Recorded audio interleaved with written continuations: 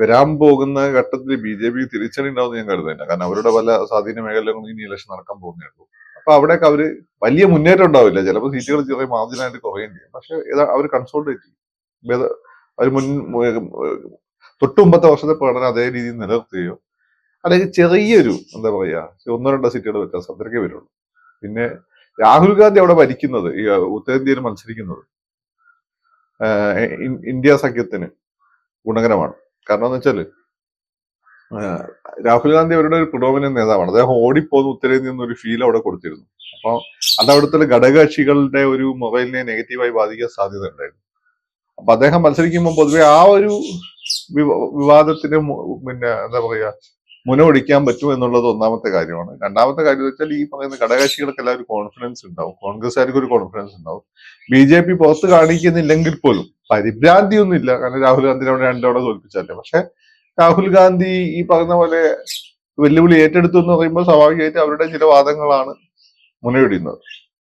അപ്പൊ പൊതുവെ രാഹുൽ ഗാന്ധി ഉത്തരേന്ത്യ മത്സരിക്കുന്നത് നല്ല കാര്യമാണ് ഇന്ത്യ സഖ്യത്തെ സംബന്ധിച്ചിടത്തോളം. പിന്നെ ഏറ്റവും ഒരു പ്രധാനപ്പെട്ട കാര്യമുള്ളത് ഈ കെജ്രിവാളാണ്. കെജ്രിവാൾ എനിക്ക് ജയിലിൽ കിടക്കുന്നതായിരുന്നു എനിക്ക് നല്ലത്. ജയിലിൽ കിടക്കുന്ന കെജ്രിവാളിന്റെ ഇമ്പാക്ട് കൂടുതലാണ്. കാരണം ബി ജെ പിക്കെതിരെ നിർത്താൻ പറ്റിയ ഒരേ ഒരു ദേശീയ നേതാവ് ഇപ്പൊ കെജ്രിവാളാണ്. അത് മറ്റൊന്നും കൊണ്ടല്ല, കെജ്രിവാൾ താരതമ്യേന ഫ്രഷ് ആയിട്ടുള്ള ഫേസ് ആണ്. അദ്ദേഹം വളരെ നല്ലൊരു പ്രൊഫഷണലാണ്. ഡൽഹിയിൽ നല്ല മുഖ്യമന്ത്രിയാണ്. പറഞ്ഞ കാര്യങ്ങൾ ബി ജെ പിക്കാരെ കൊണ്ട് വന്ന പോലെ അദ്ദേഹം അത് പ്രാവർത്തികമാക്കിയിട്ടുണ്ട്. ഡൽഹി ജൽ ബോർഡിൽ അഴിമതി, അതുപോലെ അഴിമതി ഇല്ലാതാക്കിയത്, കുറഞ്ഞ വൈദ്യുതി കൊടുത്തത്, പിന്നെ അവിടെ ഡൽഹി മാർക്കറ്റുകളിൽ സജീവമായിട്ട് ഇറങ്ങി വിലനിയന്ത്രണം കൊണ്ടുവരാൻ ശ്രമിച്ചത്, അതുപോലെ തന്നെ സ്കൂളുകൾ, അവിടുത്തെ ഡൽഹിയിലെ ഗവൺമെന്റ് സ്കൂളുകളിലെല്ലാം ഒരു നിലവാരം വളരെ നല്ല രീതിയിൽ ഉയർത്തിക്കൊണ്ടുവരും. അപ്പൊ അങ്ങനെ ഒരു പ്രസൻസ് ഉള്ള ഡെലിവർ ചെയ്യുന്ന ഒരു മുഖ്യമന്ത്രിയാണ് അദ്ദേഹം. പിന്നെ അദ്ദേഹം അഴിമതിക്കെതിരെ ശക്തമായ പോരാട്ടം നടത്ത ആളാണ്. അപ്പൊ അഴിമതിക്കെതിരെ ശക്തമായ പോരാട്ടം നടത്താൻ അദ്ദേഹത്തെ ഒരു കള്ളക്കേസിൽ കുടുക്കി എന്നൊരു ഫീല് പൊതുവെ ഉണ്ടാക്കാൻ അദ്ദേഹത്തിന് പറ്റിയിട്ടുണ്ട്.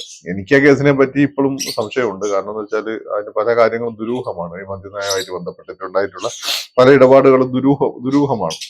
അതില് അഴിമതി ഉണ്ടോ ഇല്ലെന്ന് എനിക്കറിയില്ല. പക്ഷെ അരവിന്ദ് കെജ്രിവാളിനെ പോലെ ഗാന്ധിയൻ ഐഡിയോളജി പറയുന്ന ഒരാൾ മദ്യനയത്തിന്റെ കാര്യത്തിൽ ഒരു ഡൈല്യൂട്ട് ചെയ്യുമ്പോൾ സ്വാഭാവികമായിട്ടും ചില സംശയങ്ങൾ ആ കാര്യത്തിലുണ്ട്. എങ്കിൽ പോലും സാധാരണക്കാരെ സംബന്ധിച്ചിടത്തോളം അദ്ദേഹം ഒരു എന്താണ് പറയുക, നല്ലൊരു ഫൈറ്ററും നല്ലൊരു രാഷ്ട്രീയക്കാരനാണ്. അപ്പൊ മാത്രമല്ല അദ്ദേഹത്തിന്റെ പാർട്ടി ആം ആദ്മി പാർട്ടി ഇന്ത്യയില് ഈ ബി ജെ പിക്ക് ശേഷം ഉണ്ടായി വന്നിട്ടുള്ള ഒരു നാഷണൽ പാർട്ടിയാണ്. ബാക്കി പല പാർട്ടികളും ജാതിയുടെ സമുദായത്തെ കുടുംബത്തിലേക്ക് പേരുണ്ടായിട്ടുണ്ട്. ഇതല്ല, ഇത് ഒരു നാഷണൽ പാർട്ടി, ഒരു സെക്യുലർ നാഷണൽ പാർട്ടിയാണ്. അതേസമയം തന്നെ ഒരു മൃദു ഹിന്ദുത്വ സ്വഭാവമുള്ള പാർട്ടിയാണ്. ഇങ്ങനെ പറഞ്ഞത് ലക്ഷ്മി ദേവിയുടെ വലിയ ആരാധക, ലക്ഷ്മി ദേവി ലക്ഷ്മി ക്ഷേത്രത്തിൽ പോകണമെന്നൊക്കെ പറയുന്നുണ്ടായി. പിന്നെ ലക്ഷ്മി ദേവിയുടെ പേരിൽ കോയിൻ അടിച്ചോ, എല്ലാ കോയിലും ലക്ഷ്മി ദേവിയുടെ ചിത്രം വേണമെന്നൊക്കെ പറയുന്നുണ്ടായി. അദ്ദേഹം അത് പറയും, കാരണം അദ്ദേഹം വൈശ്യ കമ്മ്യൂണിറ്റിപ്പെട്ട ആളാണ്. മഹാത്മാഗാന്ധിയെ പോലെ വൈശ്യ കമ്മ്യൂണിറ്റി എന്ന് പറഞ്ഞാൽ ബേസിക്കലി അവർക്ക് ലക്ഷ്മി ദേവി അവരുടെ പ്രധാനപ്പെട്ട ഐശ്വര്യത്തിന്റെ ചിഹ്നമാണ്. അതുപോലെ തന്നെ ഗണപതി. മാത്രമല്ല ഇന്ത്യയിലെ മഹാഭൂരിപക്ഷം മിക്ക വീടുകളും നമ്മൾ പോയി കഴിഞ്ഞാൽ ലക്ഷ്മി ദേവിയായിട്ട് ബന്ധപ്പെട്ട സിമ്പിൾസ് കാണാൻ പറ്റും. ഐശ്വര്യത്തിന്റെ ദേവതയാണ്. അപ്പൊ ആ രീതിയിലല്ല തന്നെ ബി ജെ പി അവരുടെ ടോപ്സിൽ തന്നെ വെല്ലുവിളിക്കാൻ ശേഷിയുള്ള ഇന്ത്യയിലെ ഒരേ ഒരു നേതാവ്, അദ്ദേഹം ബുദ്ധിമാനും കൂടിയാണ് ഈ അരവിന്ദ് കെജ്രിവാൾ. ജനങ്ങൾക്കിടയിൽ അദ്ദേഹം വലിയ ആക്സെപ്റ്റൻസ് ഉണ്ട്. വളരെ പെട്ടെന്ന് അദ്ദേഹത്തിന് പാർട്ടിക്ക് വലിയ വളർച്ച നേടാൻ പറ്റും. ഒരു സെക്യുലർ ആയ ഒരു രാഷ്ട്രീയ പാർട്ടി ഇത്രയും വലിയ വളർച്ച ഇന്ത്യയിൽ നേടാൻ പറ്റിയത് ഒരുപക്ഷെ അദ്ദേഹത്തിന് മാത്രമാണ്. ഇപ്പൊ ഡൽഹിയിൽ അധികാരം കിട്ടി, പഞ്ചാബിൽ കിട്ടി, ഗോവയിൽ അതുപോലെ തന്നെ ഗുജറാത്തിലൊക്കെ നല്ല പെർഫോമൻസ് കാഴ്ചവെക്കാൻ പറ്റുന്നു. മറ്റു സ്ഥലങ്ങളും അദ്ദേഹത്തിന് പറ്റും തന്നെയാണ്. അദ്ദേഹത്തിന് ലോക്കൽ ലീഡർഷിപ്പ് ഒരു ഓട്ടോക്രാറ്റിക് സ്വഭാവം ഉള്ളതുകൊണ്ട് ശക്തമായ ലോക്കൽ ലീഡർഷിപ്പിനെ കേരളം പോലുള്ള സ്ഥലത്ത് അദ്ദേഹത്തിന് കണ്ടെത്താൻ പറ്റിയില്ല എന്നൊരു പ്രശ്നം വെച്ച് കഴിഞ്ഞാൽ അദ്ദേഹം ബി ജെ പിക്ക് ഭാവിയിൽ ഉയർന്ന ഏറ്റവും ശക്തനായ എതിരാളിയാണ് അരവിന്ദ് കെജ്രിവാൾ.